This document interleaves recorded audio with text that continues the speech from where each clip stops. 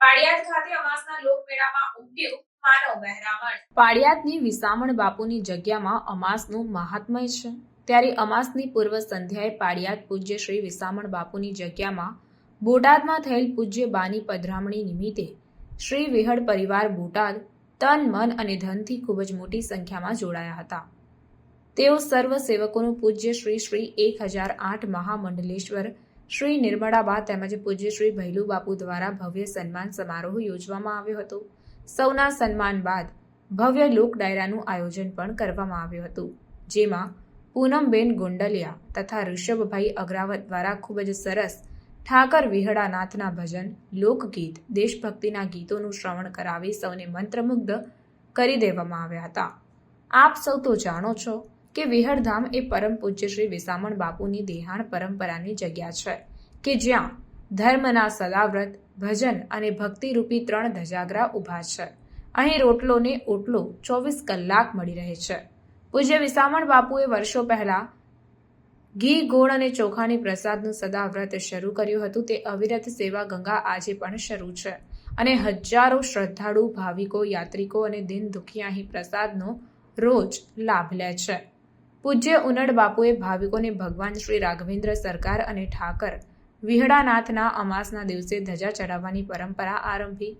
જે કોઈ સેવકની ધજાની રસોઈ લખાવેલ હોય તેમને દર અમાસે વારા પ્રમાણે લખાવેલ રસોઈ અને ધજાની સેવાનો લાભ મળે છે। અમાસના દિવસે ધજા અને રસોઈના યજમાન પરિવાર પ્રથમ બ્રાહ્મણો દ્વારા ધજાનું પૂજન કરાવી અને ત્યારબાદ ઢોલ નગારા સાથે વાજતે ગાજતે ધજાને પરિવારના લોકો માથે ચડાવી ધજાગરા પાસે આવે છે અને ત્યાં પાળિયાદ જગ્યાના મહંત ગાદીપતિ ધજાને વધાવે છે, નમન કરી માથે ચડાવે છે અને પછી ધજા ચડાવવામાં આવે છે। આ કાર્યક્રમ દર અમાસના દિવસે હોય છે। પાળિયાદના શ્રદ્ધાળુ ભાવિકો અમાસ ભરવા અને દર્શન કરવા ખૂબ મોટી સંખ્યામાં દૂર દૂરથી આવે છે। આ સંખ્યા આજની તારીખે વધતી 1 લાખથી ઉપર પહોંચી ગઈ છે, જે પૈકી 70 થી 80 હજાર ભાવિકો પ્રસાદ લે છે। અમાસના દિવસે પાળિયાદમાં લોકમેળા જેવો માહોલ હોય છે।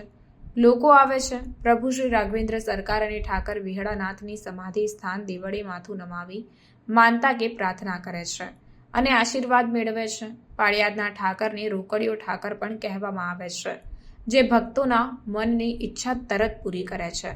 શ્રદ્ધાળુ ત્યાં વંશ પરંપરાગત ઠાકર અને મહંતની સમાધિ સ્થાન દેરીએ માથું નમાવી દર્શન અને પ્રાર્થના કરીને આશીર્વાદ મેળવે છે।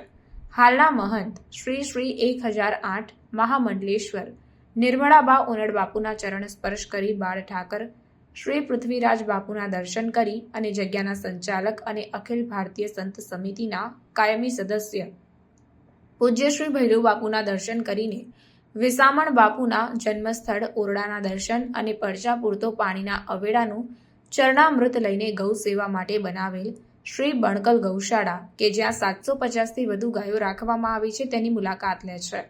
ગૌમાતાને સ્પર્શ અને વહાલ કરી ગૌરજ માથે ચડાવે છે। અશ્વશાળાની મુલાકાત લે છે, ત્યારબાદ ભોજન પ્રસાદ આરોગે છે અને ખૂબ ધન્યતા અને દિવ્યતાના ભાવ અનુભવ સાથે પોતાના ગામ તરફ પ્રસ્થાન કરે છે। પગપાળા દર્શને પણ ખૂબ લોકો આવે છે, જે અમાસની આગળના દિવસે રાત્રિના સમયે આવી જાય છે અને ઉતારો કરે છે। આવી રીતે અમાસનો આખો દિવસ પાળિયાદમાં શ્રદ્ધાળુની ખૂબ ભીડ રહે છે। રણુજાના રાજા અને 12 બીજના ધણી રામદેવ પીર મહારાજના અવતાર પૂજ્ય વિસામણ બાપુને માનવામાં આવે છે।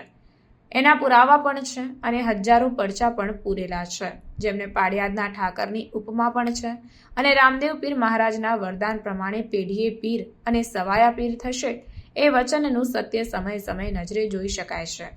તારીખ 6 જૂન 2024ને અમાસ નિમિત્તે રસોઈ પ્રસાદ અને ધ્વજારોહણનો લાભ વિહળ પરિવાર સેવક જસમતભાઈ જાદવભાઈ ખૂંટ તથા ઠાકરશ્રીભાઈ જાદવભાઈ ખૂંટે લીધો હતો અને અમાસ હોવાથી 1 લાખ ઉપરાંતની સંખ્યામાં શ્રદ્ધાળુઓ ઠાકરના દર્શન માટે ઉમટી પડ્યા હતા અને સૌ લોકોએ પ્રસાદ ગ્રહણ કરીને ધન્યતા પણ અનુભવી હતી।